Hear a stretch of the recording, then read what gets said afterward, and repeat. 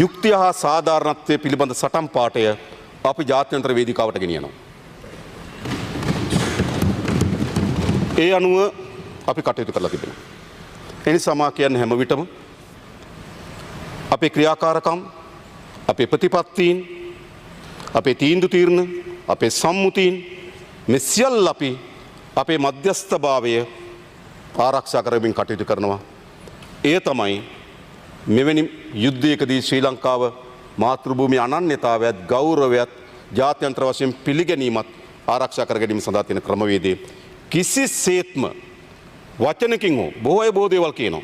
අදක මේ පාර්ලිමේන්තුවේ පැය 11කට කලින් ගෙනාව නම් බේර ගන්න තිබුණු බොරු කතා කියනවා. ඉතාමත් අසත්‍ය චෝදනා. මා හිතනවා මේ පාර්ලිමේන්තුවේදී විශේෂම අනිත් ඕන හැකි ඩීසල් ප්‍රශ්න, ආහාර ප්‍රශ්න ඕන තරම් දේවල් කියනවා. අපේ ප්‍රශ්න, රටේ ප්‍රශ්න. හැබැයි මෙවැනි ප්‍රශ්නයේදී ජාත්‍යන්තර වශයෙන් ඉතාමත් වැදගත් තීරණාත්මක සන්ධිස්ථානයක ලෝකයේ කැළඹෙමින් තිබෙන වෙලාවක අපි සත්‍ය කියන එක මම ඉල්ලා සිටිනවා. එනිසා අසත්‍ය චෝදනා එල්ල කිරීම කුමක්ද කරන්නේ? නෑ ශ්‍රී ලංකා ආණ්ඩුව මගහැරීම විසින් තමයි පළමු නෞකාව බිලි වුණේ කියලා මතයක් හදන්න. ඒ සාහසිකයි. ඒ අමානුෂිකයි.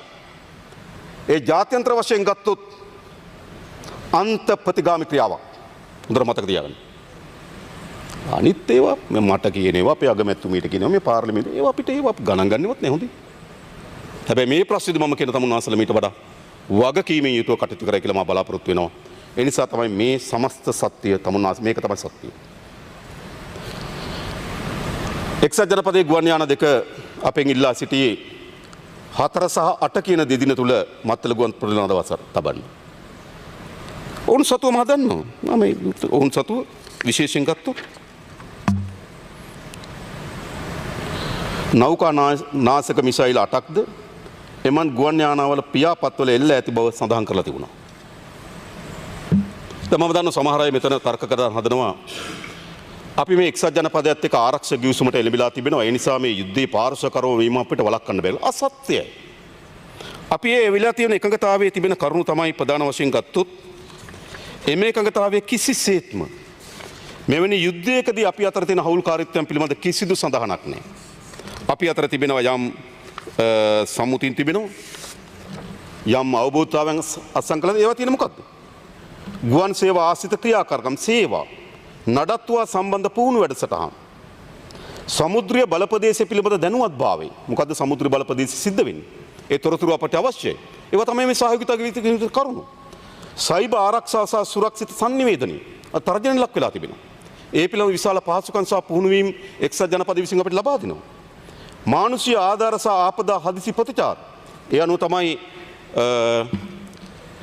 C-130 ගුවන් යාන දෙකක් අපිට දිට්ටුවවලදී ආවේ. මේ වගන්ති අනුව. මේ කිසිසේත්ම යුද්ධයකදී අපි කවර පාර්ශ්වද ගන්න කියන එක බැඳීමක් එන අවබෝධය ගිවිසුම් වල නැහැ. එනිසා සමාජ මතයක් ගොඩනගන්න උත්සාහ කරනවා. එක්සත් ජනපදයේත් එක්ක එළඹුණු අවබෝධය ගිවිසුම් අනුව තමයි අපි කටයුතු කරන්නේ. ඒ නිසා තමයි අපි මේ ප්‍රතිපත්ති නිරාණේ නැවගත්තේ නැහැ වගේ කියන බොරු. මම ඔබට කිව්වා පැහැදිලිවම 26 එක් පාර්ශ්වයකින් නාවික යාත්‍රාවෙන් ඉල්ලනවා. අනෙක් පාර්ශ්වයෙන් ගුවන් යානයෙන් ඉල්ලනවා. එහෙනම් අපි එවැනි බැඳීමක් තියෙනවනේ ගුවන් යානවලට ඉඩ දෙන්න ඕන. නෑ අපි එවැනි දිලා නේ. එනිසා තා පැහැදිලිව අපි අපේ ජාත්‍යන්තරමය ප්‍රතිපත්ති අපි රකිමින් තිබෙනවා. ඊළඟ මීට කලිනුත් මා කියලා තියෙන මේ යුද්ධයේ ස්වභාවය. එක් පාර්ශ්වයක් මේ යුද්ධය තීව්‍ර කරමින් සහ යුද්ධයේ ගැටුමට අවතීර්ණ වෙලා තිබෙන්නේ මුළුමනින් මෙම රාජ්‍යයේ තිබෙන පාලන තන්ත්‍රය වෙනස් කිරීමේ අරමුණින්. ඒ පාලන තන්ත්‍රය හරිද වැරදිද ඒකේ ජනතාවගේ අයිතිය. ඒ වෙනස් කිරීමේ අරමුණෙන් තමයි එක් පාර්ශ්වයක් මේ යුද්ධයට මැදිහත් වී තිබෙන්නේ. අනිත් පාර්ශ්වය මේ යුද්ධයේ ක්‍රියාකාරකමට සංසන්දනාත්මක බලවත් එම මා හිතන උන්ට ශක්තිමත් යුද බලයක් නැත්නම් ඔවුන්ගේ යුද්ධයේ උපක්‍රමයේ බවට පත් වී තිබෙන්නේ ලෝක පරිමාණයෙන් ආර්ථිකට එල්ල කළ හැකි පීඩනය. ඒ අනුව තමයි ආරම්භයේදී ගුවන්තොට පොළවල්, පසුව වරායවල්, පසුව තෙල් පිරිපහදු, පසුව තෙල් ගමන් කරන නාවික යාත්‍රා. ඒකෙන් පෙන්වු කරන උපක්‍රමය මොකද්ද? ආර්ථික වශයෙන් ලෝකයේ පීඩනයට ලක්වීම තමයි ඔවුන්ගේ ආරක්ෂාව කියලා ඔවුන් කල්පනා කරනවා. ඒක යුද්ධයක පාර්ශ්වයේදී අපිට පිටස්තර විඳන් ඔවුන්ගේ යුද්ධයේ අරමුණු පිළිබඳ අපිට විශ්ලේෂණය කරන්න පුළුවන්. පාර්ශ්වයකට අපි ගැති වෙන්නේ නැතුව. අපි තේරුම් ගන්න එක පාර්ශ්වයකට අවශ්‍යයි මේ මුළුමනින්ම රෙජීමේ වෙනස් කරන්න. ඒ සඳහා අනෙක් පාර්ශ්වයේ මුහුණ දෙන තේ තමයි ලෝක පරිමාණයෙන් ආර්ථිකයේ පීඩාවට ලක් කරලා ඒ හරහා තමන්ගේ ආරක්ෂාව සුරක්ෂිත කර ගැනීම. ඒක තමයි මේ යුද්ධයේ තියෙන අන්ත දෙකේ ස්වභාවය කියලා අපි තේරුම් ගන්න තිබෙනවා. අන්න එහිදී තමයි අපිට වැදගත් වෙන්නේ විශේෂම මැද පෙරදිග කලාපයේ කේන්ද්‍ර කරගත් අපේ ආර්ථික ප්‍රභවයන් දෙකක් තිබෙනවා. ප්‍රධාන වශයෙන් අපරායන වෙළඳාම් පස්සෙකින් තිබ්බා. එක ඒ අරා ගොඩනැගිලා තියෙන ගෑස් සහ ඉන්ධන සැපයුම් මාර්ග. ඒක අපිට ආර්ථික වැදගත්. දෙක අපේ රටේ විදේශගත ශ්‍රී ලාංකික ශ්‍රමිකයන් ලක්ෂ 10කට ආසන්න ප්‍රමාණයක් නේ දෙම කලාපේ වැඩ කරනවා.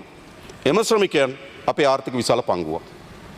ඒතර අපි සුරක්ෂා අපිට වෙන අභ්‍යන්තර වෙන අර්බුදයක් නෙවෙයි වෙන ගැටුමක් නෑ අභ්‍යන්තරේ අපිට විය හැකි විදිහේ තමයි විදේශ සංක්‍රාම වලට ගැටුමක් ඇති විදේශ සංක්‍රාම වල අපේ පසුබැසීමක් ඇති වෙන්න පුළුවන්. අපි ඒ වැඩ කරන ජනතාව මුහුණ දෙන ගැටලු විසින් දෙක ගත්තොත් සැපයීම් මාර්ග අඩපණ වීම නිසා අපේ බලශක්ති සැපයීමට අපිට මතුවෙන්න පුළුවන් ප්‍රශ්නයක්. ඒතර අපි බලන්න ඕන බාහිරව ඇති වෙන මේ කම්පණයෙන් අපිට ප්‍රශ්නේ මොන ආකාරයෙන්ද බලපාන්නේ? එහෙමනම් අපි තේරුම් ගන්න ඕන. අපේ කුෂ්කර්මාන්තයට කොහොමද බලපාන්නේ? නේද? අර බාහිර කම්පණයේ ස්වභාවය අපි තාඳුන් තේරුම් ගන්න තියෙනවා තැන් දෙකකින්.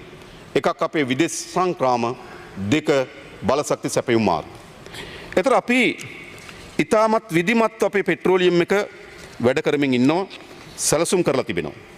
ඊටමත් විධිමත් වැඩ කිරීම සැලසුම් කිරීම හේතු කොටගෙන අපි විශේෂයෙන්ම අපේ රටේ තිබුණ ශනික මිලදී ගැනීම තමයි මේ තෙල් සංස්ථාව ආශ්‍රිත ගොඩනැගිලා තිබුණු ඊටමත්ම විනාශකාරී දූෂණය. ඒ නිසා අපි හැම විටම උත්සාහ කරා දිගු කාලන ටෙන්ඩර් වලින් අපේ බලශක්ති සැපයුම සපයා ගන්න. අපි බලයට ආත් සිට අපේ උපරිම උත්සාහ දරුවේ දිගු කාලන ටෙන්ඩර් හරහා බලශක්තිය සපයා ගැනීම තමයි අපේ අවරමුණ. ඒ වගේම අපි විවිධ රාජ්‍යයන් එක්ක සාකච්ඡා කරමින් හිටියා. මේ ටෙන්ඩර් ප්‍රමාණයත් අපි දන්නවා සමහර වෙලාවට ෆික්ස් කරන්න පුළුවන්. අපි කවුරුත් දන්නවා ඒක. ඒ නිසා අපි උත්සාහ කරමින් තිබුණා ආණ්ඩුවට ගවර්න්මන්ට් ටු ගවර්න්මන්ට් G2G එකඟතාවයකට අපි රාජ්‍යයන් එක්ක යන්න පුළුවන්ද කියලා. අපේ බලශක්ති ඇමතුමා ඒ පිළිබඳ රාජ්‍යයන් කීපයක් එක්ක සාකච්ඡා කරා. අපේ ආර්ථික නියෝජ්‍ය අමාත්‍යතුමා UAE ගිහපු වෙලාවේදී ඒ අදාළ රාජ්‍යයන් එක්ක අපි සාකච්ඡා කරමින් තිබුණා. අපි ප්‍රයත්නක හිටියා. හැබැයි අපි ඉස්තාමත් සලස්ම වෙලා තිබුණ මොකද්ද? දිගු කාලන ටෙන්ඩර් තමයි දැන් තියෙන හොඳම වාසිදායකම පිරිවැය අඩුම වංචා දූෂණ අවම එක කියලා අපි කල්පනා කරා. ඒ අනුව අපි සැලසුම් කරලා තිබුණා. අපිට පිරිපාදු කරලාද තෙල් එන්නේ විශේෂයෙන්ම සිංගප්පූරු සමාගම් සහ ඉන්දියානු සමාගම් හරහා. ඒ නිසා අපිට තාමත් පිරිපාදු කරලාද අපේ දිගු කාලන ටෙන්ඩර් වල තිබුණු පිරිපාදු කරලාද තෙල් වල අර්බුදයක් අපිට ආවේ නැහැ. හැබැයි අපිට ප්‍රධාන ප්‍රශ්නය මොකද්ද? බොරතෙල්. බොරතෙල් අපිට එන්නේ විශේෂයෙන්ම ෆුජේරා කියන වරායෙන් තමයි අපිට බොරතෙල් ක්‍රූඩ් ඔයිල් ඒමට නියමිත තිබුණේ. ෆුජේරා කියන වරායෙන්. ඒතර බොරතෙල් අපිට මේ මාර්තු මාසේ 24 25 මෙට්‍රික් ටන් 90000ක නැවක් එන්න තිබුණා. නමුත් ඔබ දන්නා ෆුජේරා වරායට සිදු විපත. ඒ නිසා මම හිතන්නේ අපිට ඒක දිගු කාලන ටෙන්ඩරයක්. ඔවුන් ඒක දින පත්සර දාලා තියෙනවා. ඊළඟ අපිට තව සිංගල් ටෙන්ඩර් එකක් තිබුණා. එතනත් මෙට්‍රික් ටන් 90000ක් තිබුණා. ඒකත් අපිට එන්න තිබුණේ ෆුජේරා වලින්. ඒකත් අපිට ලැබෙන්නේ නැහැ. ඒතර අපි බැලුවා බලශක්ති ප්‍රශ්න එනකොටම බැලුවා කොහෙන්ද අපිට ප්‍රශ්නේ මතුවිය හැකි වන්නේ. පාර්ලිමේන්තුවේත් අපේ බලශක්ති ඇමතුමත් තෙල් සංස්ථාවේ සභාපතිතුමත් ඉතා පැහැදිලිව කිව්වා අපි ඉන්දියානු සමාගම් සහ සිංගප්පූරු සමාගම් අතර ඇති වී තියෙන එකඟතාවයන්ගේ ඒ ගිවිසුම් ප්‍රකාරව අපිට ඉන්ධන නැව් වෙනවා. ගිවිසුම් ප්‍රකාර වෙනවා. එහෙනම් අපිට ප්‍රශ්නේ මතුවෙන තැන මොකද්ද? අර බොරතෙල් නැව් දෙක නොලැබීම බොරතෙල් නැව් ටික නොලැබීම තමයි අපිට ප්‍රශ්නේ මතුවෙන්න පුළුවන් තැන් ටික. ඒ අනුව අපි මාර්තු 5 වෙනිදා මත තබා ගන්න. යුද්ධේ පළවෙනිදා වගේ නේ. 28. පෙබරවාරි 28 කියන්නේ පළවෙනිදා වගේ. නේද? එතකොට අපි මොකද්ද කරේ? 5 වෙනිදා අපි ටෙන්ඩරයක් කෝල් කරා. අපි අපිට අවශ්‍ය වෙන බලශක්තිය සැපයුම අවශ්‍ය වෙන විදිහට අපි දිගු කාලන ටෙන්ඩර් ලබා දීලා තිබුණා. ඒත් මෙතන අර්බුදයක් මතුවේ හැකි කියලා අපි ටෙන්ඩර් එකක් කෝල් කරා. ඒ ටෙන්ඩර් අපි මේ 17 වෙනිදා විවෘත කරා. ඒකදී අපි බැලුවා මොකද්ද? අපිට අර්බුද මතුවෙන්නේ බොරතෙල් නම්. සාමාන්‍යයෙන් අපේ පිරිපාදයෙන් අපේ තෙල් අවශ්‍යතාවයෙන් 35% නිෂ්පාදනය කරනවා. එහෙමනම් අපිට බොරතෙල් සපයා ගන්න එම කලාපෙන් අපි අසීරු නම් අපි කොහොමද කරනද පිරිසිදු කරනද තෙල් ආනයනය කරගන්නේ ඉස්සලා. ඒ නිසා අපි පස්වෙනිදා ටෙන්ඩර් එකක් කෝල් කරා ඩීසල්, පෙට්‍රල්, දැවිතෙල්, ජෙට් A1 සහ බොරතෙල් වලට. බොරතෙල් නැව් දෙකකට. අපිට දෙකක් කැන්සල් වෙලා තිබුණානේ. ඒ ටෙන්ඩර් අපි 17 වෙනිදා විවෘත කරා. 17 වෙනිදා විවෘත කරපුවාම අපිට ඩීසල් නැවක් අපි ටෙන්ඩරේ ප්‍රදානය කරා 6-7 එනවා. ඊට පස්සේ පෙට්‍රල් එකක් අපි ප්‍රදානය කරා 16-17 එනවා අප්‍රේල්. දැවිතෙල් එකක් අපි ප්‍රදානය කරා 12-13 එනවා අප්‍රේල්. ජෙට් A1 එකක් ප්‍රදානය කරා 10-11 එනවා අප්‍රේල්. බොරතෙල් වලට අපි එක ටෙන්ඩරයක් දෙන්න අප්‍රේල් වලට දෙන්න කියලා දෙවෙනි ටෙන්ඩරේ දැම්මා ජුනි වලට දෙන්න කියලා. අප්‍රේල් වලට දෙන්න කියලා කවුරුත් ඉල්ලුවේ නැහැ. අප්‍රේල් වලට බොරතෙල් සපයන්න පුළුවන් කියලා කිසිදු සමාගමක් ඒ ටෙන්ඩරයට ඉදිරිපත් වුණේ නැහැ. හැබැයි අපිට එක සමාගමක් ඉදිරිපත් වෙලා තියෙනවා ජුනි මාසයේ බොරතෙල් නැවක් වුන්ට ලබා දෙන්න පුළුවන් කියලා. අපි ඒක ප්‍රදානය කරා. ඒක ප්‍රදානය කරා. මේ ඩීසල්, පෙට්‍රල්, දැවිතෙල්, ජෙට් A1 මේ ඔක්කොම අපි ප්‍රදානය කරා. ඒ වගේ මේ ටෙන්ඩරේම දිගුවක් හැටියට 18 වෙනිදාත් අපි නැවත ඩීසල් ඒකට ප්‍රදානය කරා. දැන්ට සාකච්ඡා කරමින් යනවා. ඒක අපිට ලබා දෙන්න එකඟතාවය පළ කරලා තිබෙනවා අප්‍රේල් මාසයේ 8-7 වගේ. ඒතර අපි බලන්නේ බොරතෙල් පිරිපහදුවෙන් අපිට අවශ්‍යතාවයන් සපුරා ගන්න බැරි නම් අපි කරන්නේ පිරිපහදු කරන ලද තෙල් ආනයනය කිරීම තමයි අපේ ප්‍රමුඛතාවය බවට පත් කරගත්තේ. ඒ ප්‍රමුඛතාවය අනුව කටයුතු කරමින් තිබෙනවා. ඒ වගේම අපිට ඇත්තටම මේ අර්බුදය නිසා මේ ගැටුම නිසා අපිට බොරපල් අපේ සකස් කළ තිබුණු බලශක්ති සැපයීමෙන් අපිට බොරතෙල් නැව් 2.99 ඊට අමතරව අපිට පෙට්‍රල් හා ඩීසල් පෙට්‍රල් නැවක් එන්න තිබුණා 7-8 ඒක කල් දාලා තිබුණා. ඊළඟ අපිට ප්‍රයිවට් පෞද්ගලික සමාගමෙන් ගේන්න එකක් තිබුණා 7-8 පෙට්‍රල් සහ ඩීසල් එකතු වෙච්ච නැවක් මෙට්‍රික් ටන් 35000ක ඒ ටික පස්සට ගියා. ඒතර අපි බැලුවේ මොකද්ද? මේ හිගේට අවශ්‍ය වෙන තැන් ටික අපි පුරවගන්නේ කොහොමද? ඒකයි ප්‍රතිපත්ති. අපිට විශාල තොග ගේන්න පුළුවන්ද? තොග ගේන්න බැහැනේ. ගෙනලා කොහෙද අපි තියාගන්නේ? කොහොමද අපි එක නැවක් වරායෙන් තෙල් ටික බාලා යනකොට තමයි අනිත් නැව එන්න ඕන. අපි හිතන ඉතා කුඩා අපිට දින 8ක් විතර යන 90000ක තෙල් නැවක් බාන්න. ඒක දින 8ක් යනකම් අපිට එතන ලොක් වෙලා තියෙන කවුරුත් ගේන්න බෑ ලොක් වෙලා තියෙන එතන. දැන් මේ නැව් ටික ඉතාමත් හොඳින් පිළගස්සගෙන හිස් වෙන තැන කොතනද බලමින් අපි වැඩ කරමින් ඉන්නවා. ඒ අතර අපි ඒ නිසා අපි මම හිතන්නේ අලුත් ටෙන්ඩර හරහා අපි උත්සාහ කරා මේ අවස්ථාව පිරන මාර්තු 5 තමයි අපි ටෙන්ඩර් එක ඇඳෙව්වේ. ඉතාමත් පූර්ව සූදානම් අපි දැක්කා කොතනද අර්බුදය මතුවෙන්න පුළුවන් ෆුජේරා වලින් එන බොරතෙල් නැව් දෙකේ අර්බුදය මතුවේ හැකි. ද බොරතෙල් වලින් තමයි අපිට අවශ්‍ය වෙන දැවිතෙල් නිෂ්පාදනය කරනවා, ජෙට් A1 නිෂ්පාදනය කරනවා, ඩීසල් නිෂ්පාදනය කරනවා, පෙට්‍රල් නිෂ්පාදනය කරනවා, භූමි තෙල් නිෂ්පාදනය කරනවා. ඒ පහටම අවශ්‍ය වෙන ටෙන්ඩරේ අපි මාර්තු 5 ඇඳවනවා. කල්තියා බලලා නැද්ද මේ අර්බුදෙත්? කල්තියා බලලා අපි ඇඳෙවුවා. ඒ වගේම අපි ලබා දීලා තිබුණා. ඒ වගේම අපි උත්සාහ කරන ඊට පස්සේ අපි දන්න ලෝකයේ මෙවැනි තත්ත්වයකදී බ්ලැක් මාකට් එකක් හැදෙනවා. ඒක තමයි ස්වභාවය. නැවක් තියෙන නැවත් එක්ක 3-4 දෙනා ඩීල් දානවා. දාලා මේ ගානට දෙන්න මේ ගානට දෙන්න කියලා හැදෙනවා. අපි අපේ පළවෙනි අවශ්‍යතාවය මොකද්ද? අපේ ප්‍රධාන දේ බලශක්තිය අඛණ්ඩව සැපයීම. ඒක තමයි අපේ අරමුණ. බිඳ වැටීමකින් තොරව බලශක්තිය සැපයීම තමයි අපේ අරමුණ. එහෙනම් අපි දෙවෙනි පියවර ගියා මොකද්ද? පසුගියදා ගිය සතියේ අපි කැබිනට් මණ්ඩලයේ තීරණයක් ගත්තා. විශේෂ කමිටුවකට විවිධ සමාගම් වලට පුළුවන් නම් ඉල්ලුම් ඉදිරිපත් කරලා ඒ කමිටුව දේශපාලන මැදිහත්වීමක් නැහැ අදාළ රාජ්‍ය නිලධාරීන් එක්ක ඒ කමිටුව විමර්ශන ලක් කරලා ඒ වගේ පිළිගත හැකි භාවය ඒ වගේ මූල්‍ය වටිනාකම අපිට අවශ්‍ය වෙන දිනේට එක එනවද? ඒකත් වැදගත්. කවදා හරි එකක් ගෙනල්ලා බෑ. මොකද අපිට වරායේ යම් ඉඩ ප්‍රමාණයක් තියෙන ඒ දිනේට විතර එනව ගින්න ඕන. ඒවට ගැලපෙන නමක් එනවා නම් අපි ලබා දෙන්න ලෑස්ති කියලා තීරණය කරන් තිබුණා. ඒ අනුව යෝජනා කීපයක් ආවා. මම හිතන්නේ දැන් මේ කමිටුවේ අධ්‍යයනය කරමින් යනවා. එනු මම හිතන්නේ බොරතෙල් නවකටත් අපිට ලබා දීමේ හැකියාව තියෙනවා ආසන්න වශයෙන් 12 වෙනිදාට කලින් බොරතෙල් නවක් ගෙන්න ගන්න. ඒකත් සාර්ථක වුණොත් අපි හැම විකල්පයක්ම සමහර විට අපි කල්පනා කරනවා මේ විකල්ප ඔක්කොම එකට සාර්ථක වුණොත් අපිට අතිරික්තයක් එයිද? නමුත් අපි ඒ අවදානම ගන්නවා. හැබැයි අනිත් පැත්තෙන් එකක් හරි අසාර්ථක වුණොත් මොකද්ද වෙන්නේ? අපිට හිගයක් ඇති විය හැකියි. ඒ නිසා සමහර විට අපි හදලා තියෙන සියල්ල එක විට හරි ගියොත් එක මොහොතකට අපිට අතිරික්තයක් ඇති වේවි. හැබැයි අපි අතිරික්තයට වඩා අපිට හානි කර හිගයක් ඇතිවීම. නව කීපයක් වරා හිර වෙන්න පුළුවන්. ඩැමරේජ් ගෙවන්න වෙයි. නමුත් අපි ඒක ලෑස්ති. මම දැම්මම කියන්නේ පස්සේ කියන්න එපා අන්න නැවක් ගෙනලා දවස් 7ක් තියාගත්ත ඒකට සල්ලි ගෙවුවා කියලා. අපි ඒකට සූදානමින් තමයි වැඩ කරන්නේ. ඇයි ඒකට සූදානමින් වැඩ කරන්නේ?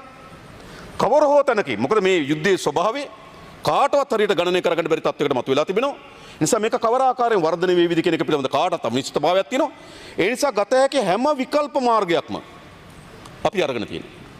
ඒ අනුව තමයි අපි ඊළඟ අපි අපනයනකරුවන් හම්බුණා. අපේ රටේ බංකරින් කරනවා පෞද්ගලික සමාගම් 5ක්. ඔවුන් අපෙන් ඉල්ලා හිටියා ඔවුන්ට පුළුවන් අපනයන කර්මාන්තකරුවන්ට අවශ්‍ය ඉන්ධන සපයලා දෙන්න කියලා. අපි ඔවුන්ට ශනිකව බලපත්‍ර නිකුත් කරා. පොදුවේ වෙළඳපොළට නිකුත් කිරීම අයිතියක් නැහැ ඕගොල්ලන්ට. හැබැයි අපන එක්ස්පෝර්ටර්ස්ලට අවශ්‍ය වෙන ඉන්ධන මම හිතන්නේ දැන් ඒගොල්ලෝ ඊයේ ඉඳන් පෙරේදා ඉඳන් ඒගොල්ලෝ එක්ස්පෝර්ටර්ස්ලට අවශ්‍ය වෙන ඉන්ධන සපයන්න තීරණය කරලා තියෙනවා. නිසා ඔවුන් මොකද පෞද්ගලික සමාගමකට අපිට වඩා ලේසි මිලදී ගන්න. ඔවුන් වග කියන්න උන්ට විතරයි. අපි වග කරන්න ඕන වග කියන්න ඕන ඕගොල්ලන්ටත් එක්ක. වග කියන්න ඕන. ඇයි මේක ගත්තේ කොහොමද ගත්තේ කියන එකට. ඒ නිසා පෞද්ගලික සමගිතාව වේගයෙන් ඒවා ගෙනලා තිබෙනවා. නිසා දැනට ඒගොල්ලෝ එක්ස්පෝර්ටර්ස්ලට අවශ්‍ය ඉන්ධන නිකුත් කරමින් තිබෙනවා. ඉතින් අපි ඒක සැලකිල්ලක් කරා.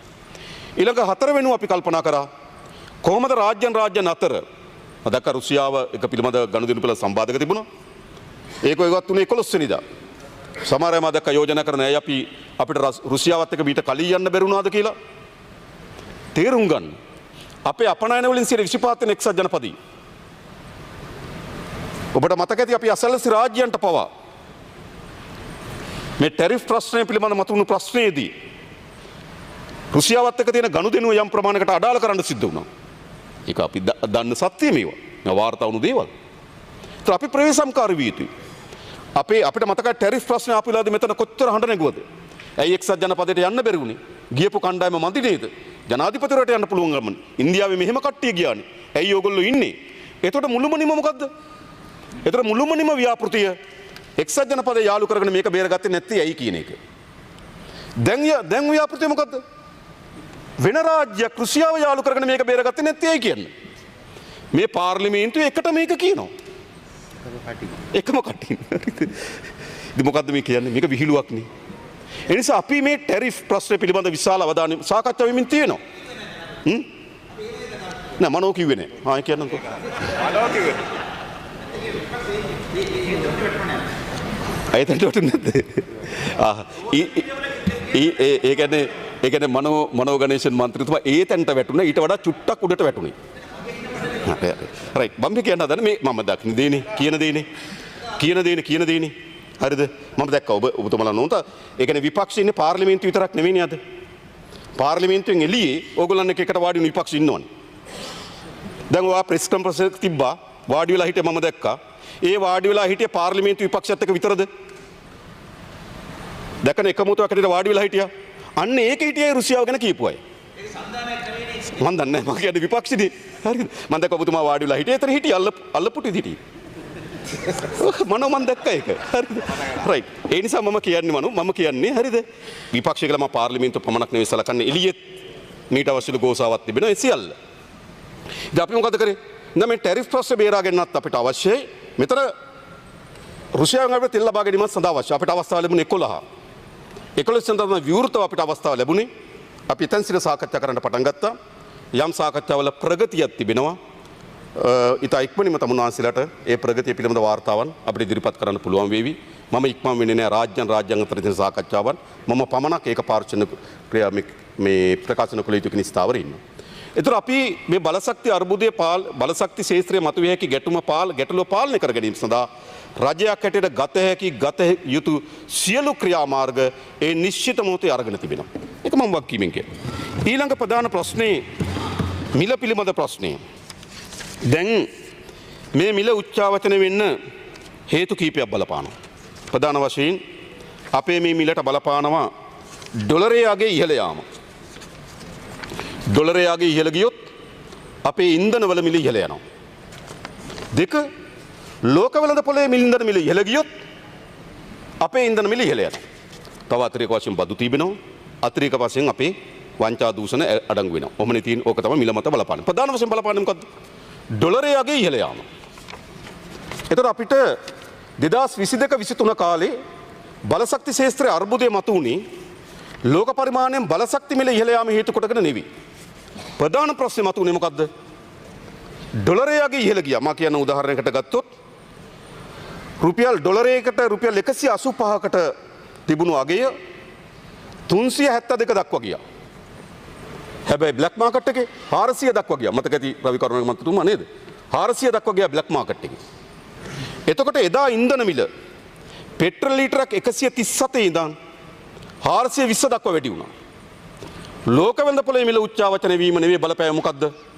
ඩොලරයේ අගය 185 ඉඳන් 370 දක්වා වැඩි වීම. ඊළඟ 95 පෙට්‍රල් වල 161 ඉඳන් 450 දක්වා 279කින් ඉහළ ගියා. ඩොලරයට සාපේක්ෂව රුපියල කඩා වැටීම. සාමාන්‍ය ඩීසල් ගත්තොත් 104 ඉඳන් 400ට ගියා. ඩොලරයේ අගේ ඉහළ යාම බලපෑම.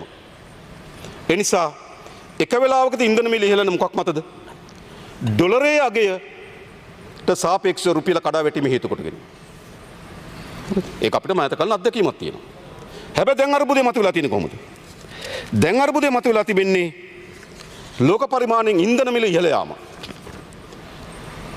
92 පෙට්‍රල් මාර්තු 2 ඉඳන් මාර්තු 18ට ගත්තොත් 55කින් ඉහළ ගිහලා තිබෙනවා. පෙට්‍රල් 95 පෙට්‍රල් ගත්තොත් 92 ඉඳන් 153ක 65කින් ඉහළ ගිහලා තියෙනවා. ඩීසල් ගත්තොත් මාර්තු 2 114යි මාර්තු 18 195යි 74කින් ඉහළ ගිහලා තියෙනවා. ක්‍රූඩ් ඔයිල් ගත්තොත් ඩොලර් 81යි 114 දක්වා 40කින් ඉහළ ගිහලා තියෙනවා. සාමාන්‍යයෙන් සරල සූත්‍රයක් මම තමුන්නාන්සලාට කියන තෙල් මිල ගන්න කරන්නේ. ඩොලරේ $1 තෙල් මිල වැඩි වුණොත් රුපියල් 2කින් අපේ තෙල් මිල වැඩි වෙනවා. ඒක තමයි සූත්‍රය. ඩොලරයකින් වෙළඳ පොලේ තෙල් මිල ඉහළ ගියොත් රුපියල් 2කින් තෙල් මිල ඉහළ යාමකට අපේ වෙළඳ පොළ බලපෑමක් ඇති කරනවා. ඒක තමයි ගණනය කරන්න ලේසි. ඒක අමාරු එකක් නෙවෙයි. රුපියල් 2ක බලපෑමක් අපිට තියෙනවා. එතකොට දැන් බලන්න 92 ඉඳන් 139ට ඒක රුපියල් ඩොලර් 49කින් ඉහළ ගිහිලා තියෙනවා. එහෙනම් අපිට තේරුම් ගන්න පුළුවන් කොච්චර ප්‍රමාණකින් රුපියල් වලින් ඉහළ යනවද කියලා.